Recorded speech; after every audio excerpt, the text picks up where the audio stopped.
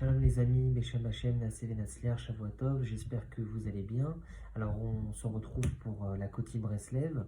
Donc c'est une ségoula le samedi soir, comme vous l'avez sûrement plusieurs fois entendu, d'écouter ou de lire ou de raconter une histoire du Baal Shem Tov pour avoir une bonne parnassa toute la semaine, Bezrat Hashem.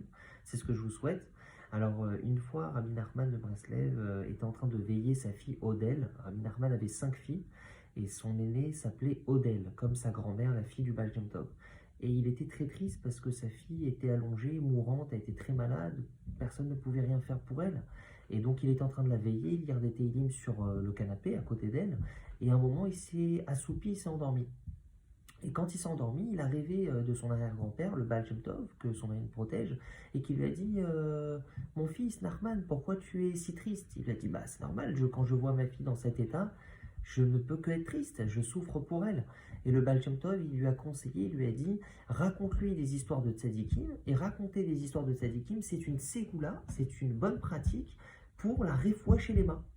Donc Rabbi Nachman se réveille et commence à lui raconter 3 histoires du Maharsha, un très grand commentateur du Talmud, le Maharsha Kadosh. Il lui a raconté 3 histoires différentes du Maharsha, et à la fin des 3 histoires, elle était complètement guérie. Ce que je vais faire là maintenant, c'est que je vais vous raconter la première histoire, parce qu'au bout de la première histoire, Odel, la fille de Rabbi Nachman, était déjà beaucoup mieux. Elle a commencé à se réveiller, elle s'est assise, elle s'est mise sur son lit assise, elle était beaucoup mieux, elle était éveillée, et après il lui a raconté les 2 autres, que je vous raconterai dans d'autres vidéos, Bezrat Hashem Blinéder. Donc l'histoire qu'il lui a racontée, la première, c'est que le Maharsha habitait dans la ville d'Ostrog. Ostrog, c'est une ville, c'était à peu près dans les territoires d'Allemagne, Pologne de l'époque. Et il y avait un problème dans cette ville, c'était que lui, le Maharsha, c'était le rabbin, le rav de la ville, mais il y avait un problème, c'est qu'à chaque fois qu'il y avait un juif qui décédait, lo alenu, et qu'on devait donc l'amener au cimetière juif, l'enterrer, on devait passer avec avec toute l'assemblée, on devait le conduire au cimetière juif, et en passant sur le chemin, il y avait une église, l'église de la ville.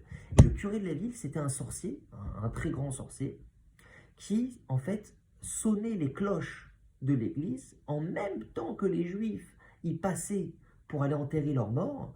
Et il avait fait un sortilège que lorsque les juifs entendaient les cloches sonner à ce moment-là, ils avaient envie de se convertir au christianisme, et beaucoup allaient béhémettre, malheureusement, se convertir au christianisme. Et le Maharsha était en train de réfléchir avant sa mort, il savait qu'il allait bientôt mourir, il cherchait une solution pour y remédier à ce terrible sortilège.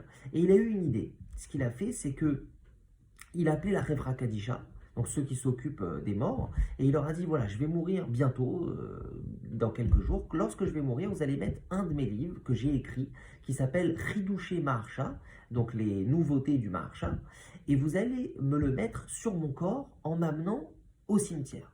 Voilà ce qu'il leur a demandé.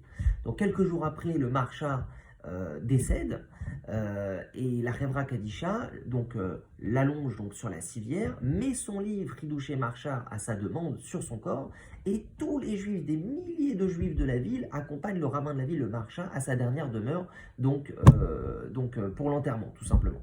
Et lorsqu'il passe devant l'église, alors il y a un miracle qui se passe, c'est que le Maharsha, qui était mort depuis plusieurs heures, ressuscite, c'est-à-dire il revient à lui. Il s'assoit à la surprise et stupéfaction de tout le monde, il s'assoit sur sa civière et il prend le livre qui était sur lui et commence à lire à voix basse. Et au fur et à mesure qu'il lit, il y a un deuxième miracle, c'est que l'église en face, donc du curé sorcier, commence petit à petit à s'enfoncer dans la terre. Et au fur et à mesure qu'il lit dans son livre à voix basse, l'église s'enfonce complètement jusqu'à ne laisser à la fin qu'un cratère. On n'aurait jamais pu penser qu'à l'époque il y avait une église à cet endroit-là, parce qu'elle a complètement disparu, laissant un gros cratère. Et le Maharsha, il sourit et il dit « Baruch Hashem, maintenant c'est bon ». Et il referme son livre, il se rallonge, il repart, et là, ils vont l'enterrer. Donc, à la fin de cette histoire que Rabbi Nachman a racontée à sa fille Odel, elle s'est réveillée de son coma, elle s'est assise sur son lit, elle allait beaucoup mieux. À la fin, il lui a raconté 2 autres histoires pour aller beaucoup mieux. Donc, de cet enseignement, dans cette histoire, on apprend l'enseignement, c'est que de raconter des histoires de tzadikim aux gens qui, Chas v'Shalom, sont malades, c'est une très grande ségoula, d'après le Baal Shem Tov et Rabbi Nachman, pour la refoua chez les mains.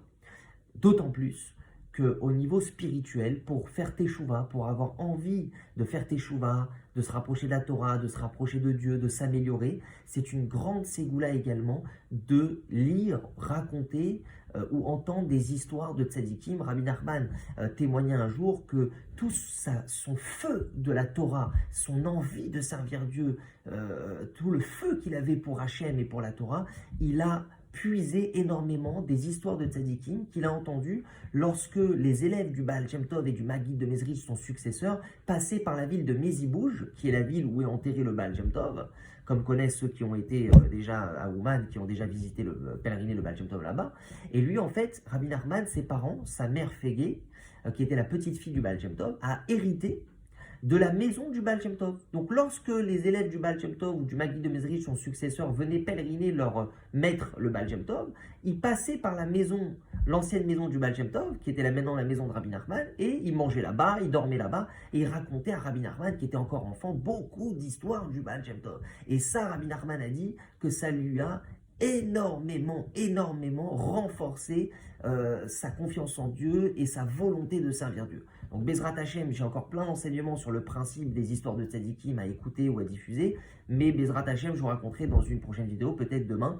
En tout cas, Chazak à vous tous, diffusez au maximum cette vidéo pour avoir le mérite de faire la fatsa, donc de diffuser l'enseignement du tzaddik et de rapprocher les juifs de Dieu. C'est la chose, comme il nous dit Rabbi Nathan de Breslev, la plus grande qui existe dans le monde, de rapprocher des juifs de Dieu.